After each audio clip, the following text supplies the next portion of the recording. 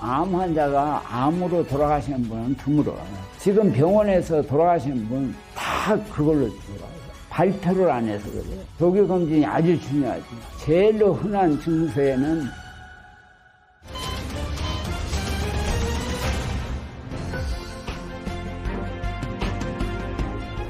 조기 진단을 하면은 관리하기가 쉬워요. 암을 예를 들면은 암 덩어리가 작으면은 수술하기도 쉽고, 약을 줘도 암에 침투해가지고 치료가 비교적 잘 되고 하는데, 암 덩어리가 커지면은 약들이 가운데까지 파고 들어가기가 힘들어요. 이 겉에서만 작용을 하고, 그 암 가운데에는 암만 있는 게 아니고 염증, 괴사 뭐 이런 것들이 다 복잡하게 얽혀가지고 약에 저항하는 세포들이 많이 생겨요. 그 약이나 다른 면역 치료에 암이 작을수록 효과가 있어.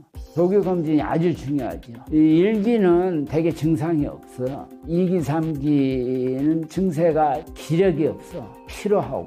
왜냐하면 임파선이 혈관하고 연결되는데 이런 것이 차단되니까 제대로 순환 지장이 있고, 그러니까 음식을 먹어도 흡수도 잘 안 되고 소화도 잘 안 되고 또 간에서 저장도 잘 안 돼. 그러니까 제일 흔한 증상이 그냥 피로해. 피로할 때는 벌써 40 넘은 사람은 항상 암을 생각해야 돼. 근데 이제 한국 사람들은 일도 많이 하고 또 정신적인 스트레스도 많고 하니까 몸이 피로하든지 체중이 빠지든지 하면은 그냥 자기가 일을 너무 많이 해서 잠을 못 자서 필요한 걸로 이렇게 생각하는 경우가 많습니다. 누구든지 자꾸 나쁜 것보다는 좋은 것으로 자꾸 스스로 판단하기 때문에 진단을 이렇게 늦게 받는 경우가 많습니다. 조기 진단을 하면은 수술을 권해. 이 사진 기술이 좋아가지고 미리 그걸 다 계산해가지고 로봇 수술을 해요. 로봇 수술. 젓가락 같이 집어넣어가지고 하는 이제 수술이 로봇 서저리인데, 이 기계나 이런 것은 다 미국에서 처음 시작했지만 지금 미국 의사들이 한국에 와서 연수를 받고 있어요. 제가 봐도 미국 외과 의사보다 한국 의사들이 로봇 수술을 할 때 보면 3시간 걸릴 걸 1시간 만에 한국 사람.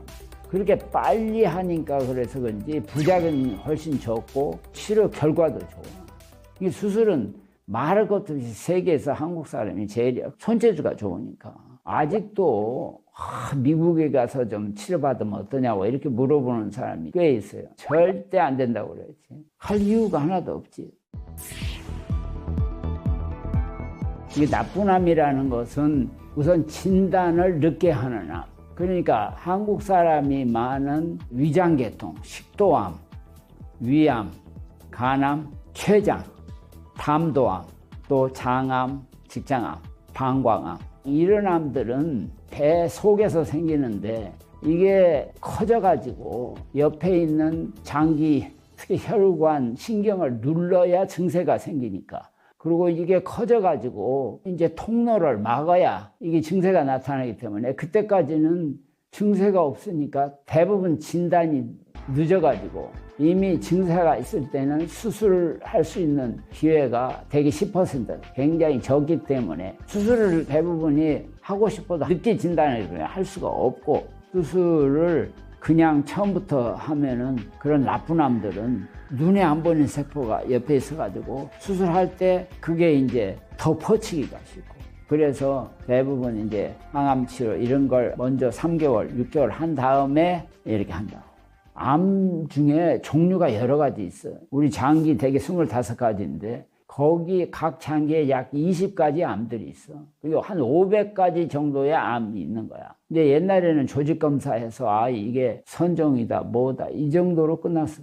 지금은 그게 아니고 그 안에 유전자 검사를 철저히 해. 그래서 과연 이게 근본적으로 나쁜 암이냐 좋은 암이냐, 그 유전자의 변형으로 해서 이게 다 암이 진전도 하고 하니까 나쁜 암은 처음부터 수술했다가는 더 나빠져. 수술은 큰 자극이야. 그러니까 마치 상처를 우리가 손에 입었을 때 자꾸 긁으면 어떻게 되냐면 굉장히 더 나빠져. 긁으면. 왜 여기 알러지가 생겨서 긁으면 더 나빠져. 가만둬야지. 그리고 수술은 눈에 보이는 것만 하는 거야. 근데 암세포는 눈에 보이지를 않는 거야. 덩어리가 됐을 때 덩어리를 보는 거지. 1cm 그 크기의 암 안에 암세포가 최소 1000억 개가 있다고. 그 세포가 가만히 있는 게 아니야. 이 생물체니까 움직여. 그래가지고 옆에 있는 임파선을 타고, 임파선은 혈관하고 연결돼 있어. 그래가지고 빙빙 돈다고, 우리 몸에. 그러나 집은 그 증식할 때는 집에서 증식을 해. 유방은 유방에서, 폐는 폐에서. 그게 다 자기 집이야. 그거 때려보시면은 다 낫을 줄 알았어, 옛날에는. 때려보시니까 금방 뼈, 간, 뇌 다 퍼져. 그래서 이제 그걸 알게 된 거야. 돌아다니는 세포가 이게 자기 집을 잊어버리니까 자기 제2의 집을 다른 데다 치는 거야. 엠.랜더스는 많은 유명한 사람들이 주로 약물 치료로 해서 그 병원이 유명해. 왜냐하면 암은 전신병, 유전병이니까 결국 약물 치료가 근본 치료야. 이제 유전자 검사를 해서 이게 나쁜합니다 하면은 처음부터 수술을 하는 게 아니고 항암제 또는 면역제 이런 전신 치료를 하는 약을 쓴다고. 그래서 그 돌아다니는 세포가 약화되든지 죽게 한 다음에 그 남아있는 덩어리만 떼는 그게 요새 치료야. 좋은 암이라는 게 그 호르몬 계통암, 갑상선, 전립선, 유방 이게 다 호르몬 계통이에요. 또 자궁, 난소, 호르몬 계통암은 그렇게 악질암이 아니야. 대부분 순환암이야. 그리고 천천히 자라. 모든 암 환자나 가족이 알아야 될 것이 부작용도 사람마다 너무 다르다는 걸 아셔야 돼. 어떤 사람은 심하고 어떤 사람은 약하고 어떤 사람은 전혀 부작용이 없어. 그럼 어떤 사람은 부작용이 없냐? 아무도 알 수가 없어. 해보지 않고는. 되게 1기가 초기인데 4기 하면 되게 뼈에 퍼져. 뼈에. 그게 이제 소위 말기야. 근데 그것이 아무 의미가 별로 없어 지금은. 그건 옛날 얘기야. 왜냐하면은 암은 눈에 안 보이는 세포가 빙빙 도는데 눈에 보이는 것만으로 해서 옛날에 1기, 2기, 3기, 4기를 나눈 거야. 항암 치료를 하는 것은 1기나 4기나 똑같아. 몸에 있는 세포를 눈에 안 보이는 세포까지 죽여. 그러니까 말기라고 진단받아서 실망할 게 하나도 없어. 치료는 똑같아. 초기나 말기나.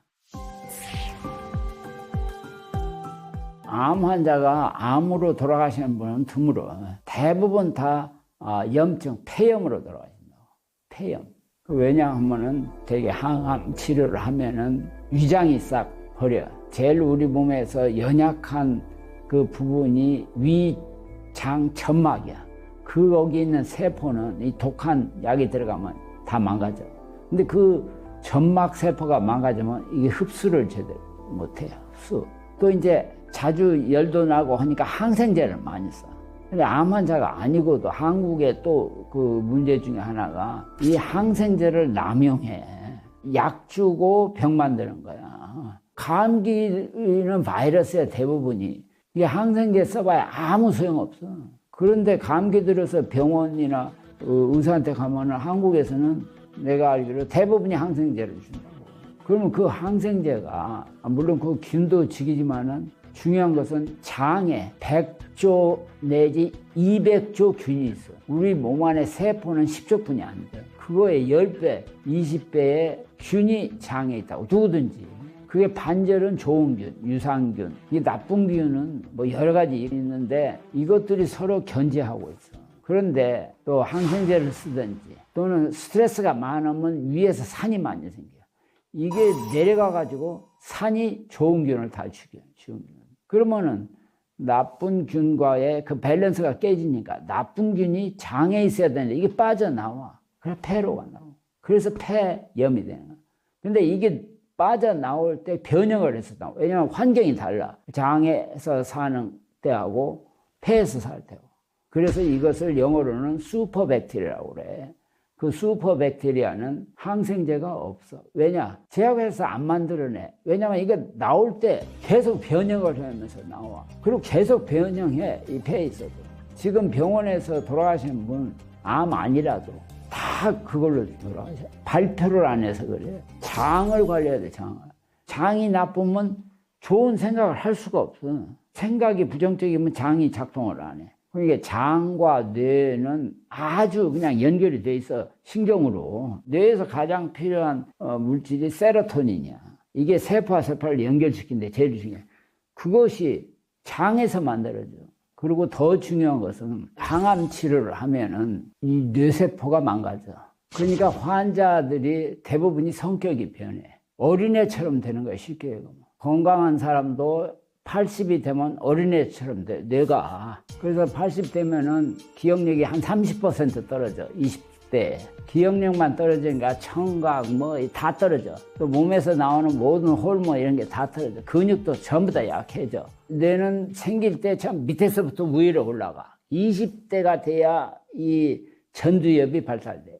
그 전두엽만이 이성적인 판단을 해. 사람하고 다른 동물하고 다른 건 이 전두엽이 다른 거예요. 다른 건 다 똑같아. 그런데 60대부터 퇴화될 때는 전두엽부터 퇴화돼. 그게 전두엽이 망가지면 이성적인 판단을 못해. 감정적이고 노여워하고 고집이 세. 말 안 들어. 그게 어린애처럼 돼. 자기 주장대로 하고. 이게 뇌세포가 망가지니까 그걸 이해 못하는 부부 또는 자녀들이 아주 힘들어해.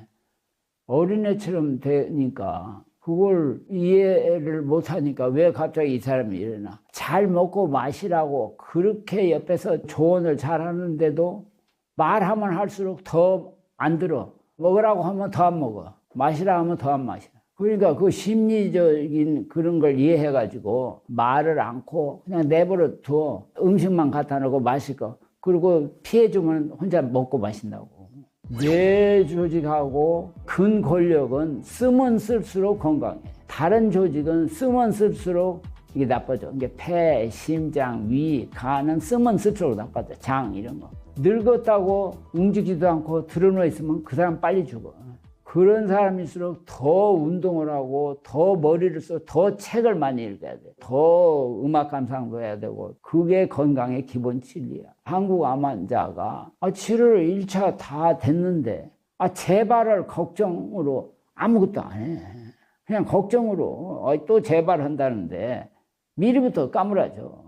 미국 사람 치고 암 걸려서 일을 중단하는 사람은 없어. 치료 받으면서도 계속 일하고 치료 후인데. 근데 한국 사람들은 암 걸리면 다 일 안 해. 그러니까 치료가 안 되는 거야. 치료하고 난 뒤에도 유지를 못 해. 기력이 없어가지고. 병은 옛날부터 자랑하라고 그래서. 미국 사람들은 이런 병에 걸렸을 때 주위에 그냥 광고를 엄청나게 해. 나 좀 도와달라. 특히 친구. 한국 사람은 정반대야. 일체 비밀로 해달라고 그래. 말을 하지 말래.